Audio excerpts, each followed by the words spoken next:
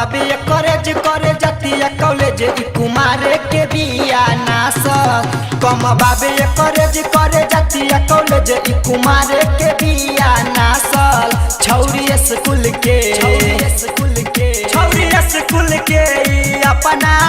Head master से बिया फसल छौरी स्कूल के अपना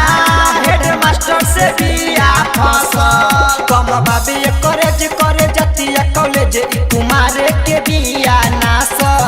कम बाबे कॉलेज करे जातिया कॉलेज कुमारे के बिया नासल छौरी स्कूल के अपना हेड मास्टर से बिया फसल छौरी स्कूल के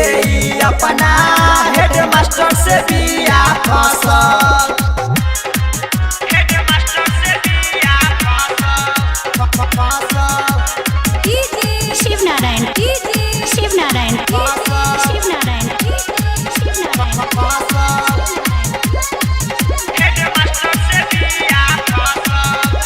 सब स्टूडेंट से किया बतिया लेट हो ऑफिस में करा बतिया सब कुछ सेट हो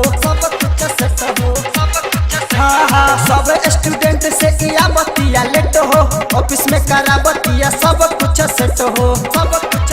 करे घर पे बहाना रहे कुछो न ठिकाना करे घर पे बहाना रहे कुछो न ठिकाना ई सबसे अलग दिया रहसल करे घर पे बहाना रहे कुछो न ठिकाना ई सबसे अलग दिया रहसल छौरी स्कूल के अपना हेड मास्टर से बिया फसल छौरी स्कूल के अपना हेड मास्टर से बिया फसल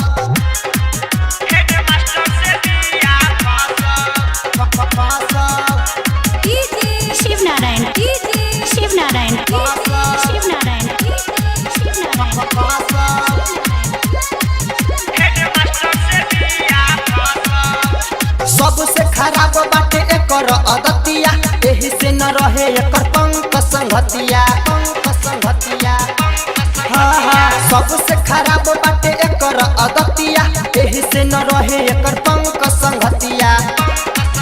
रहे राइटर गौरव गोल्ड कैले भितरीले सोल्ड रहे राइटर गौरव गोल्ड कैले भितरीले सोल्ड सुरेंद्र के बिया धासल रहे राइटर गौरव गोल्ड कैले भितरीले सोल्ड सुरेंद्र के बिया धासल छौरी स्कूल के अपना हेड मास्टर से बिया फसल छौरी स्कूल के अपना हेड मास्टर से बिया फसल Sethi films recording studio Sitamarhi Bihar.